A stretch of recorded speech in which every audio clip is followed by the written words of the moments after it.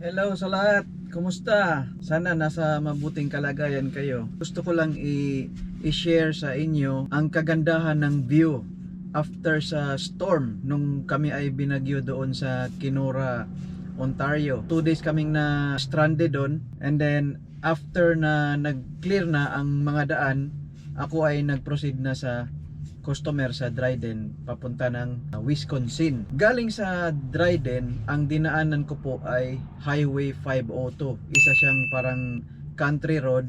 Ang palaging dumadaan doon ay yung mga logging trucks. Yung mga karga nila ay mga troso po. Nung dumaan ako doon, napakaganda ang view dahil sa snow, mga magagandang tanawin. Ang drive doon is mga 2.5 hours, almost 3 hours from Dryden. Dadaan ng Highway 502 papunta ng Fort Frances para magtawid doon sa International Falls sa USA. Kaya nung binaybay ko ang Highway 502, nakunan ko po ng video, no, mga magagandang mga view. Sana ma-appreciate nyo din ang nature. So, kaya ginagawa ko to na video para ma-share ko sa mga nandyan sa Pilipinas o yung walang snow sa kanila, no, para makita nyo ang gaano kaganda ang mga tanawin pag na-snow na po.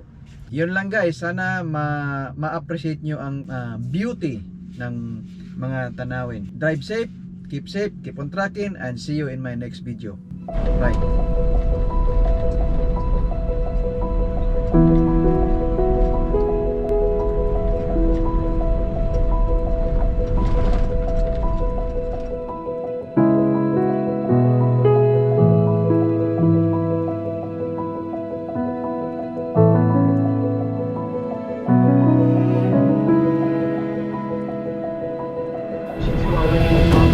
Otherwise, they are going to get to wherever they need to go, and then all of a sudden there's going to be a roadblock and they're right back to where